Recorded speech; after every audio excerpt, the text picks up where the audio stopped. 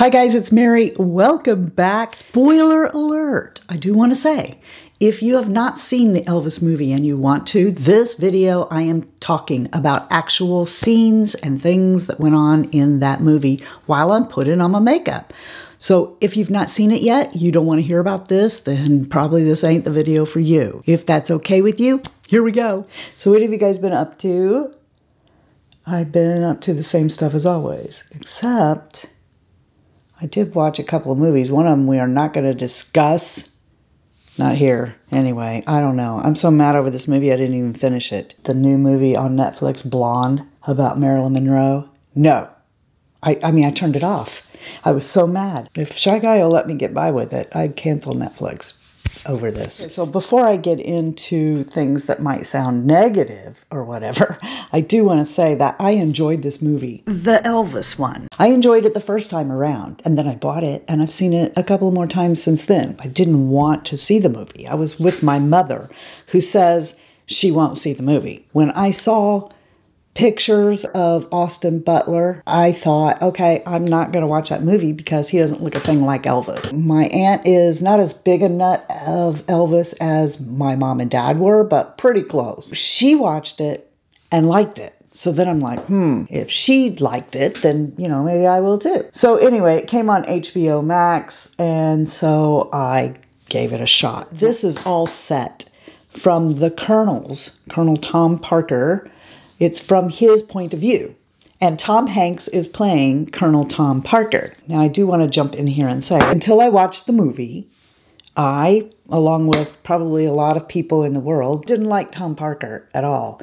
And over the years, I've heard people say things about him, very bad things, you know, about how he ripped off Elvis. He took all of his money, you know, 50% of his money. He's like this classless carny. Since the movie, though, I have done some research because there were things that I'm going, I don't think that's true. And to be fair, almost all movies don't, you know, follow a book, a script, you know, the person's life. They always spice it up to make it more interesting. When it comes to things about people who are no longer with us, they don't have a way to defend themselves. What is that thing they say? You got his side, her side, and the truth. All right, well, it's kind of like that. If the star that the movie is about is no longer alive, then I automatically go, because they're not here to defend themselves. I grew up listening to Elvis music. I have never seen an Elvis Presley movie. What? I know you guys are sitting there going, what? How is that possible? That was what Shy Guy said, and that was what my mom said when I told them, hey, guess what? I've never seen an Elvis movie. And they're like, how is that possible? And I go, well, easy. First of all, I was 15 when Elvis died. I don't watch what's on TV. Now, I watch streaming things on ATV, but I don't flip through channels and watch things. So when an Elvis movie has ever come on, it's either been already in progress, and I'm not the kind of person who will sit down and watch a movie if I can't watch it from the beginning, or I just had other things that were more important to me to do. One of the reasons that I was never keen to do that was because I heard talk about how Colonel Parker kept putting Elvis in all these movies, and you know, I don't want to see an Elvis movie where he's like being made a fool of. If there's any Elvis movies that you think are like the best, you have to see this. List it below. So the movie opens up with Tom Parker, but it's got this menacing villain music that should be in a Batman film, probably, in the background. So, you know, I feel like the film on purpose is making Tom Parker seem like he's an evil man. I don't agree with everything Tom Parker did, okay? But if you look at who Tom Parker is, not his sins, but he's a carny. He's a promoter. And I know he was a fraud, a cheat, a liar, worked Elvis like a puppet and took advantage of him and stuff. But can I just point out that Elvis, okay, it was like, I don't know how to say quickly what it is I'm trying to say, which at its roots is Elvis is not a stupid man. And I believe that he knew what he was doing, thought it was fair, and in fact wanted Parker to do what he did, at least prior to the military. Like, until I watched the movie, until I read the books, I was still one of the people who was a holdout for a heart attack. Elvis died of a heart attack. I've just always been in love with Elvis and Elvis's songs and stuff that I don't want to believe that he was a drug addict, and he was strung out, albeit on prescription drugs. I only take one thing, but, I'm definitely addicted to that thing, So, I believed in my mind that Elvis maybe got in the habit of using barbiturates and amphetamines to deal with his Vegas routine. I had no idea that this actually went back farther. Now, I don't know if it goes back as far as the movie shows, and I'll probably never know that. The movie shows that he actually took his first pill to get some energy back when he was first starting out on the back roads, on the back road tours, okay? That's when he supposedly does that. I think that in Priscilla's book, she talks about that he was doing this definitely in the army, that the government, that the military actually gave these soldiers these pills. That I believe. I did not know that Priscilla was doing them with him. Priscilla definitely, she would know if these things were false or not. And she herself was nervous about this film coming out. So if she likes it, if she and Lisa are standing up and going, this is so Elvis or whatever, then there must be something I need to watch this film for. If you're like I was and my mom is and, different people, I'm sure there's a bunch of people that are saying, I'm not going to watch this film because he doesn't look a thing like Elvis. He studied Elvis, ate, drank, and slept Elvis for 2 years before this. He absolutely has Elvis's mannerisms down. He has his voice down. And he's actually singing in this film. This is actually Austin singing. In the front half, in the early days, it's him. And at the end, in his later years, it's him blended with Elvis. So like Elvis is on, but he's singing with him. The reason that I read the books and went off all on this tangent is because I'm like, I kind of thought in my head that what happened was Elvis made this record for his mom because he loved her. And then, like, I don't know, in my head, a copy of this gets left at Sun Records and they went, this is really great. Played it on the radio. Everybody went crazy and like, it's accidental that Elvis Presley became blah, blah, blah. It just all fell in his lap. No. That is absolutely not what happened. I believe that if I was Tom Parker back then, I may have said, which by the way, he didn't ask for 50% then. It was 25% in the beginning.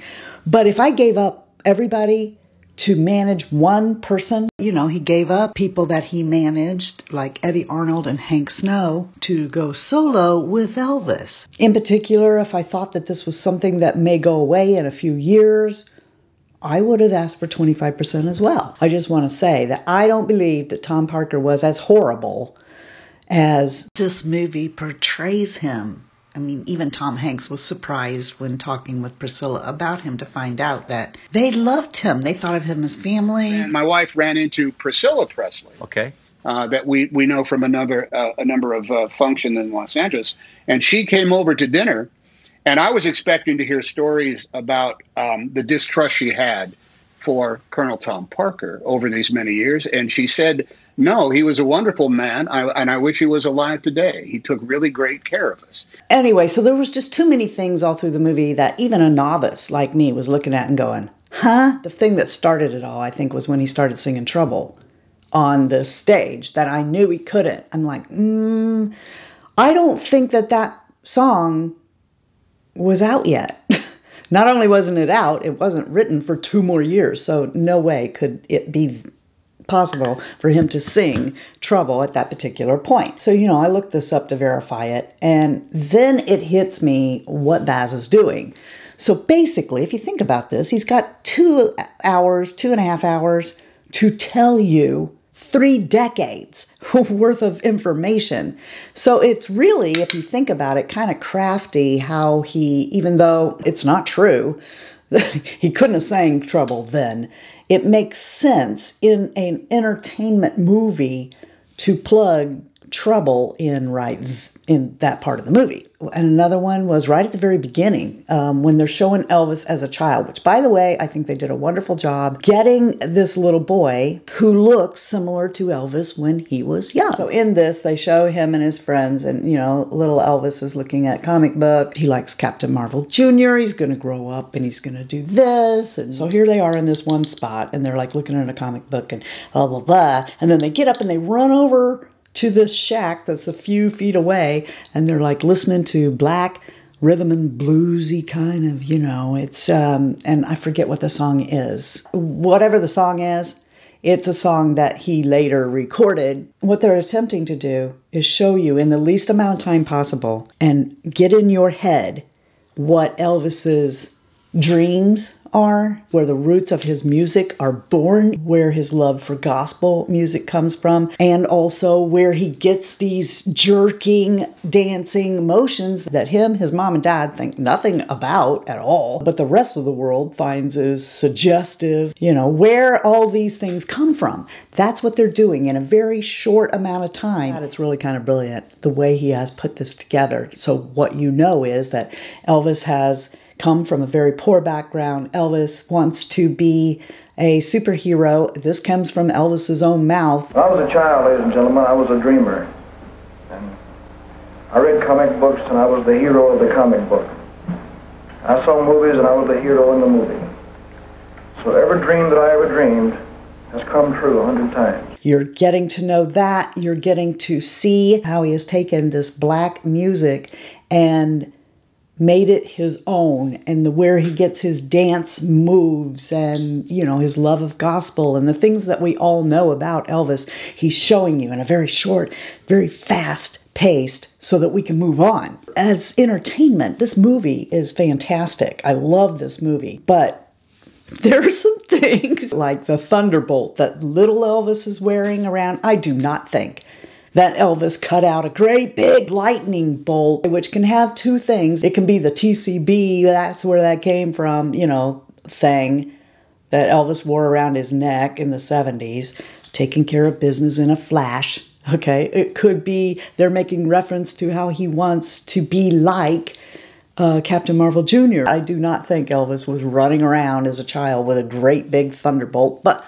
who am I to know whether he did or didn't? I don't know, maybe he did. I mean, he did wear a cape, you know, the latter part of his career. But stuff like that just piling up in this movie is what caused me to read 2 books after this and go on this fact-finding mission. One of the things that I went to go look up was Elvis in concert at the Hilton, I think. There's a part in this movie where he gets off the stage, and I think he's singing Love Me Tender, and he's going through the audience, kissing all these women.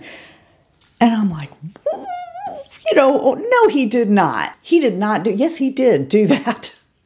I watched the concert where he did this. And, you know, I've got so much information packed in my brain now that I can't even tell you what concert that was or where. But he did. I backed it up and watched it again. He kissed 31 women. And I think it was to Love Me Tender. And all I kept thinking was, oh my gosh, Elvis, how do you know you aren't getting herpes? He's down in the crowd, you know, just kissing women. And I don't mean on the cheek. He's getting them full on the lips, you know. The movie does a really good job of making you want to look up stuff, especially the relationship between Tom Parker and Elvis. Like the Ferris wheel scene, that didn't happen. Or like him being creepy in the fun house. Let me show you how to get out, boy. In fact, the whole way that Tom Parker met Elvis, that is totally different than what this movie says. Baz is using this to tell a story really quick. They got Parker on a fire escape, like, he's like listening in on private conversation between the tight little group of his mom, his dad, some boy that's probably part of the band, the girlfriend, and Elvis in his pink suit. And, you know, they're going to pray. See, this is how they're introducing information that Tom Parker needs to know. In this scene, you know, Parker is like being an evil villain, like spying and finding out that He's got a brother named Jesse that died at birth, and they're really into this. You know, they think that he has the strength of 2 men. Okay, so that's where this comes in, when Parker goes and tricks the parents into signing him to go on, you know, whatever. It all comes from that, you know, listening to him and stuff. So, you know, he gathers family's really important. Mom will, like, believe me and buy all this stuff if... I don't believe that went down like that at all. Like, I wrote this stuff down so I wouldn't get it wrong or forget. So, like, Bob Neal, he remained Elvis's manager during the Hank Snow tour.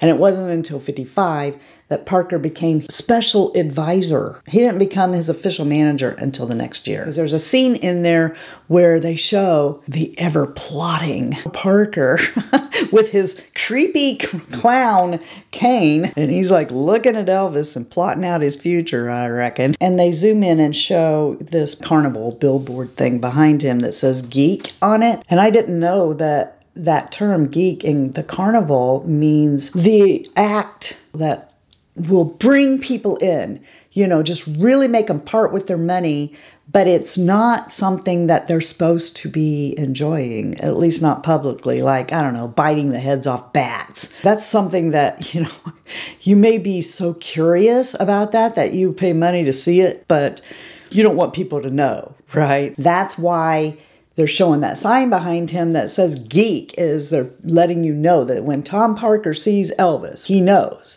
by watching the girls in the crowd that this is his geek, his bread and butter. This is his boy here, okay? So that's what that whole scene is about. But it's very clever the way I think Baz did this movie to put things like that in there to show you very quickly, because he's only got, like I said, like 2.5 hours to show you his whole life story. The dates don't match up on the 68 special for Robert Kennedy to have been shot during that. That didn't happen. But it is true that the song, If I Could Dream, that song came about because of this. And it is true because I looked this up. In the movie, they show Elvis laying on the ground filming the song. He did lay down on the ground in the studio with the lights off and sang that song. I heard people say also that Tom Hanks, which I'm not denying, he gave one heck of a performance. He probably should win an award for it too. People were saying he looked exactly like Colonel Parker. I thought he looked like a villain version of Colonel Parker. I don't think he looked like Colonel Parker. I've read that people have said they couldn't tell this was Tom Hanks. Why not? He looks exactly like Tom Hanks in a fat suit to me. He looked like Tom Hanks. Tom Hanks has just got this look through his eyes that's Tom Hanks. And I think that he sounded like Tom Hanks trying to do some kind of a weird accent. I guess I'm alone on that. I think the biggest one that I really flipped out over and went, that is not true. There's no way this is true. Okay, was when Elvis fires the Colonel in Las Vegas from the stage. I mean, I thought, okay, there's no way that happened. Elvis had too much class to do that. I went and looked it up, and of course, it did not happen. But he really did try to fire Parker at one point because, I mean, Elvis really, truly wanted to be able to go overseas. There were places he wanted to go that he couldn't, and of course, that's because Parker was not a U.S. citizen. You know, he was afraid that if he left, he wouldn't be able to go with him and get back in. So he didn't want Elvis to do that. What he did instead was arrange that satellite world, you know, concert. And my mom has told me that her and Dad and my aunt sat in the living room and watched that special. But, you know, I mean, he had to take Colonel back. Sorry about that. My choo-choo jumped the track after he fired him. Elvis did fire Colonel, but not like the movie showed, because Colonel's like, okay, you can fire me. Here's a bill of the stuff you still owe me. Which, can you imagine? He owes him anything? Whatever, but I guess that Elvis was a big-time spender, and they couldn't pay off what they owed Colonel. So, you know, they took him back. But, I mean, I have read several accounts and heard it said that, you know, I don't know toward the end, but definitely I think in the beginning, they had a gentleman's contract, shake of the hands. And Elvis was just that loyal of a person that he would not have gone back on that. I didn't know that Elvis was such a womanizer. That was vaguely hinted at in the movie. I got that information from books. I really truly didn't think that Elvis, you know, had affairs with his leading ladies and stuff. And I was young, so I like romanticized that whole Elvis and Priscilla thing, but I had no idea that she was only 14. 14? People say, well, it was a different time. What the heck? She was 14. And I remember not liking her. For a long time, I didn't like her because she divorced Elvis. She broke his heart. You know, I didn't know what all he was doing. I mean, true. I mean, if you read her book, you know, she had 2 affairs on Elvis, but hello. And I think probably Elvis Presley is like the only guy on the face of the earth that he could do all of the running around that he did. And I'd still be like, I love him. Is there anybody here who doesn't think that Elvis Presley was like the best looking man alive ever? I mean, my daddy was a very good looking man. All of my girlfriends, some of them came over to be with me just because they liked my dad.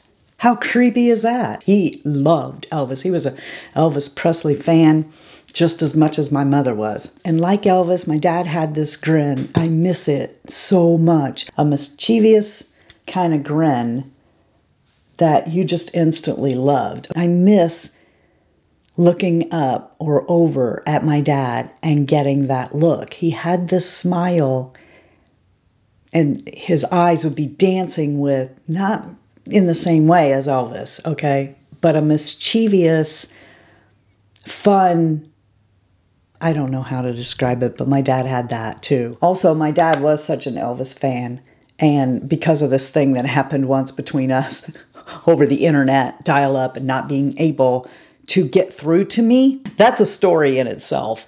But anyway, because of that and him being an Elvis fan, my ringtone for my dad was Big Boss Man. And I've been listening to my Elvis music everywhere I go, and just for like a half a second, I go to grab my phone when Big Boss Man comes on, because that was his ringtone. Big Boss Man, can't you hear me when I call? I do want to hear your guys' thoughts. If you've seen this movie, are you going to see the movie? Have you seen the movie? Do you love the movie? Do you hate the movie? I mean, I personally think that this film is going to get a lot of awards, and I think that Austin Butler did I mean, oh my gosh. I don't know how you could do any better than he did. So I think that him and Tom Hanks will probably both walk away with awards. But you let me know what your thoughts are. I'm going to finish up the rest of my face. It's just the Glitzy Fritzyville basket. Nothing new here. Off camera. And then I'll come back and say my goodbyes. I'm sorry I yammer so much that you couldn't see the rest of the makeup that I did, but I will list it below. I hope you guys know, always remember, you're the best part of the Fritzy family. And if you're not having a blessed day, the way you can get one is to be a blessing to somebody else. And until next time, love you, see ya, bye. And I'm out. Fritzy has left the building.